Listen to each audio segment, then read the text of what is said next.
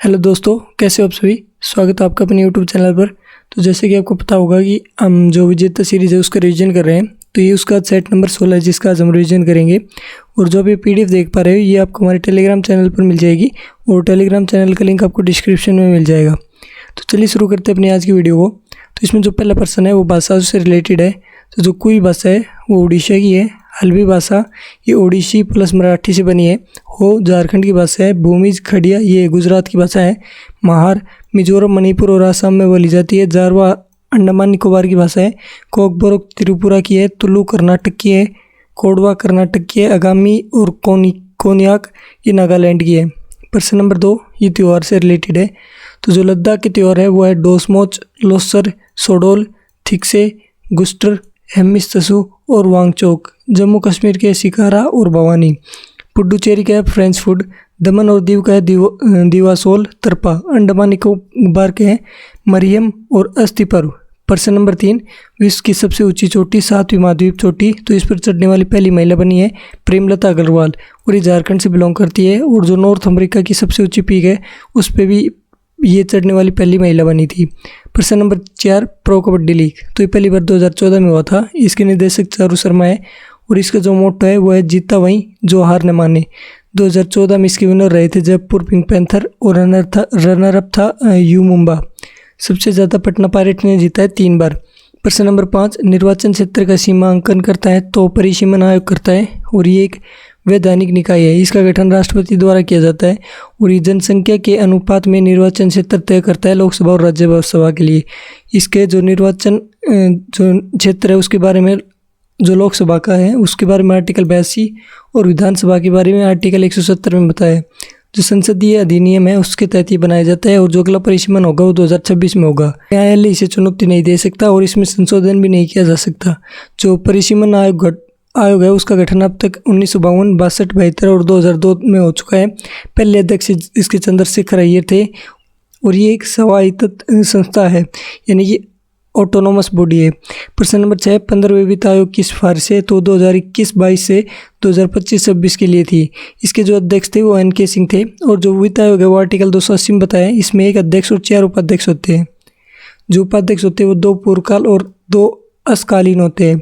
जो 16th finance commission है उसके अध्यक्ष होंगे अरविंद पनगड़िया जो कि 2025 से 2030 में इसकी रिपोर्ट आएगी।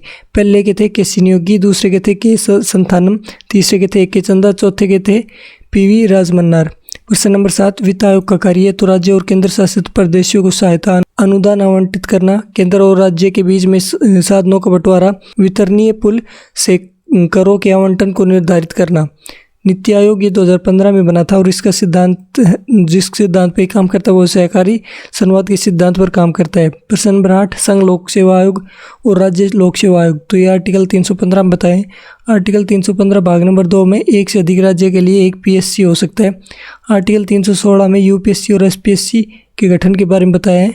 आर्टिकल 320 में UPSC और SPSC के कार्य के बारे में बताया। आर्टिकल 323 में UPSC की रिपोर्ट जो कि राष्ट्रपति को देते हैं और आर्टिकल 323 में एडमिनिस्ट्रेटिव ट्रिब्यूनल के बारे में बताया है।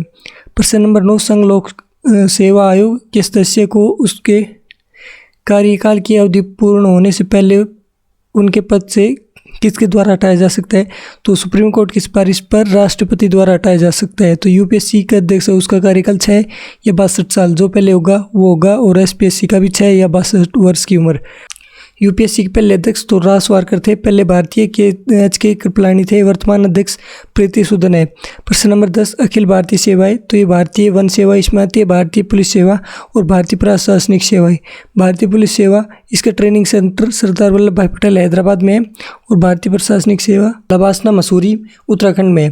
प्रश्न नंबर 11 अकबर से रिलेटेड है। प्रांतों का गठन 1576 में किया था। साउथ में जो इसके प्रांत थे वो बरार, अहमदनगर और खानदेश और इसमें इसके समय में टोटल 15 प्रांत थे। इसने घोड़ों को दागा था 1574 में। मनसबदारी व्यवस्था का प्रचलन 1575 में हुआ था। जजिया की समाप्ति 1564 में हुई थी। भू राज्य सुव्यवस्था ये टोडरमल ने बनाई थी और इसने दहसाला प्रथा भी बनाई थी। अधिकारी इसका जो होता था वो क्रोडी कहा जाता था उसे, जो कि भू राजस्व का अधिकारी होता था।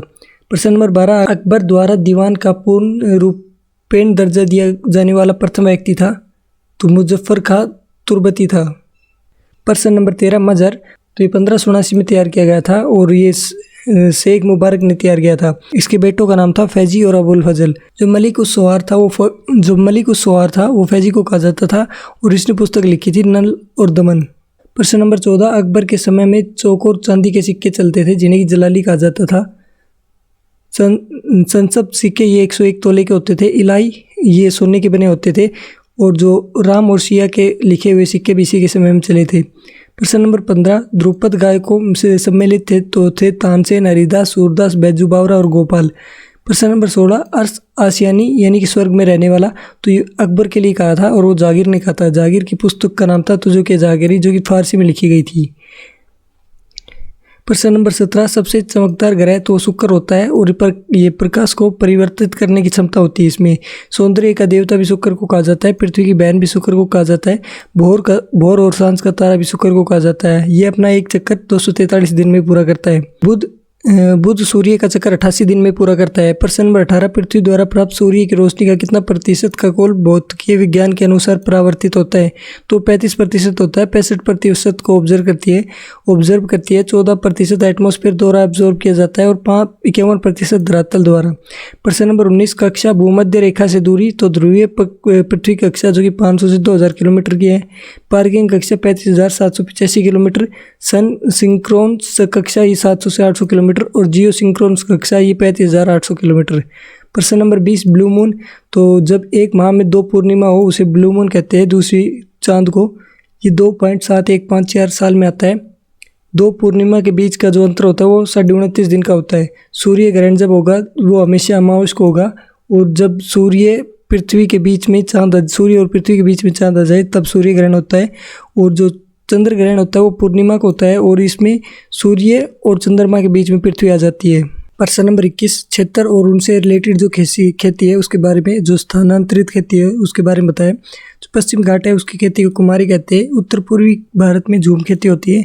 दक्षिण पूर्वी यानी कि राजस्थान, वहाँ पर वालतेरे कहते हैं जो स्थानांतरित खेती होती है। जो मध्य प्रदेश और छत्तीसगढ़ है उसमें दहिया और बेवर होती है। दीपा ये मध्य प्रदेश में होती है। पोंडू आंध्र प्रदेश, कुमारी केरल, चेन्ना श्रीलंका, बीवाथावी उड़ीसा, रे वियतनाम, कोनुक्को वेनेजुएला में और तमजाई ये थाईलैंड में होती है। प्रश्न नंबर 22, मुद्रा उन्मूलन, तो मुद्रा के बाहरी मूल्य में कमी आना निवेश बढ़ाने के लिए किया जाता है इसे। और उन्मूलन 3 बार हुआ है अब तक। पहली बार 1949 में हुआ था, उस समय जो RBI के गवर्नर थे वो CD देशमुख थे। दूसरी बार 1966 में हुआ था, उस समय PM इंदिरा गांधी थे। RBI गवर्नर PC भट्टाचार्य थे। फाइनेंस मिनिस्टर सचिंदर चौधरी थे। तीसरी बार 1991 में हुआ था जो कि 1 जुलाई 1991 जब उस समय 9% कमी की गई। और दूसरी बार 3 जुलाई 1991 इस बार 11% की कमी की गई। इस समय PM थे PV Narasimha Rao, RBI governor थे S वेंकटरमन और फाइनेंस मिनिस्टर थे मनमोहन सिंह। प्रश्न नंबर 23, निर्यात व्यापार के जोखिम का बीमा, तो ये निर्यात साख गारंटी निगम करता है जो कि 1957 में बना था। LIC 1956 में बना था। एक्जिम 1982 में बना था। प्रश्न नंबर 24, विशेष आर्थिक क्षेत्र अधिनियम प्रभावी हुआ, तो वो 2006 में हुआ। ये पारित 2005 में हुआ था। और विशेष आर्थिक क्षेत्र नीति 1 अप्रैल 2000 को आई थी। प्रश्न नंबर 25, भारत का आर्थिक सर्वेक्षण प्रत्येक वर्ष सरकारी तौर पर प्रकाशित किया जाता है। तो भारतीय सरकार के वित्त मंत्रालय द्वारा किया जाता है मुख्य आर्थिक सलाहकार के मार्गदर्शन में। पहली बार 1951 में किया गया था और 1964 से बजट से 1 दिन पहले आएगा। प्रश्न नंबर 26, विद्युत चुंबकीय तरंगे तो होती है X-rays, radio waves, gamma waves, UV rays, visible light, infrared और माइक्रोवेव। जो ये चलती है वो फोटोन के रूप में चलती है। वर्गीकरण यानी कि रेयरफेक्शन, तो जहाँ हवा का निम्न दाब होता है। प्रश्न नंबर 28 ये न्यूमेरिकल है, इसे आप देख सकते हैं। प्रश्न नंबर 29, pH मान, तो कॉफ़ी का pH मान 5.5 होता है। लार का pH मान जो कि भोजन खाने से पहले वो 7.4 होता है। टमाटर का रस 4.4 होता है। शराब 3 से 3.5 होता है। दूध 6.5 होता है। रक्त 7.4 होता है। समुद्री जल इसका 8.4 होता है। प्रश्न नंबर 30, जब pH मान 7 से 14 की ओर बढ़ता है तो OH आयन की जो सांद्रता है उसमें वृद्धि होती है।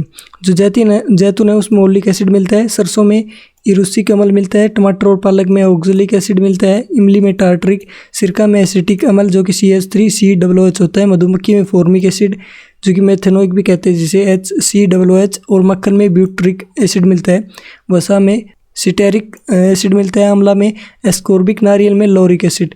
नींबू का pH मान 2.2 से 2.4 होता है। प्रश्न नंबर 32, रक्त का इनमें से कौन सा घटक प्रतिरक्षा को बढ़ावा देता है और कीटाणुओं से लड़ने में शरीर की मदद करता है? तो श्वेत रक्त कणिकाएं होती है, इनका निर्माण अस्थिमज्जा में होता है और मृत्यु इनकी ब्लड में होती है, जो ल्यूकोसाइट भी इन्हें कहते हैं। और अगर ये ज़्यादा बने तो इन्हें ल्यूकेमिया कहता है।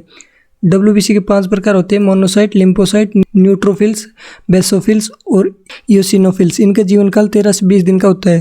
प्रश्न नंबर 33, कौन सा भोजन कार्बन डाइऑक्साइड और नाइट्रोजन युक्त अपशिष्टों का घुलित रूप में परिवर्तित करता है? तो प्लाज्मा करता है। इसका जीवन काल 4 से 5 दिन का होता है। इसमें जो रक्त होता है वो 55% होता है और WBC RBC ये 45% होता है और इसका काम होता है रक्त का थक्का जमना।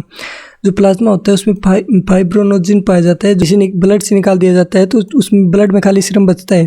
प्रश्न नंबर 34, मनुष्यों में सामान्य परकुशन और अनुसंतुलित दाब तो वो 120 mmHg और 80 mmHg होता है। जो रक्त मापा जाता है सिग्मो मैनोमीटर से मापा जाता है और इसका आविष्कार सैमुअल सिगफ्रिड ने किया था 1881 में। जो धड़कन है वो स्टेथोस्कोप से मापी जाती है और इसका आविष्कार लेनिन ने किया था 1816 में। प्रश्न नंबर 35, आज से पचे हुए और अवशेषित वसा का परिवर्तन करता है, तो लसीका परिवर्तन करता है और RBC नहीं पाई जाती, इसमें WBC पाई जाती है। खाली कोशिका तक पोषक तत्व, हार्मोन्स, एंजाइम इन सबको पहुंचाता है। तो ये टोटल 35% थे जो मैंने आपको रिवाइज करवा दिए। अगर आपको वीडियो अच्छी लगी है तो कमेंट बॉक्स में ज़रूर बताइए और ये PDF आपको हमारे टेलीग्राम चैनल पर मिल जाएगी, वहाँ से आप डाउनलोड कर सकते हैं। तो मिलते हैं आपसे अगली वीडियो में, तब तक के लिए धन्यवाद।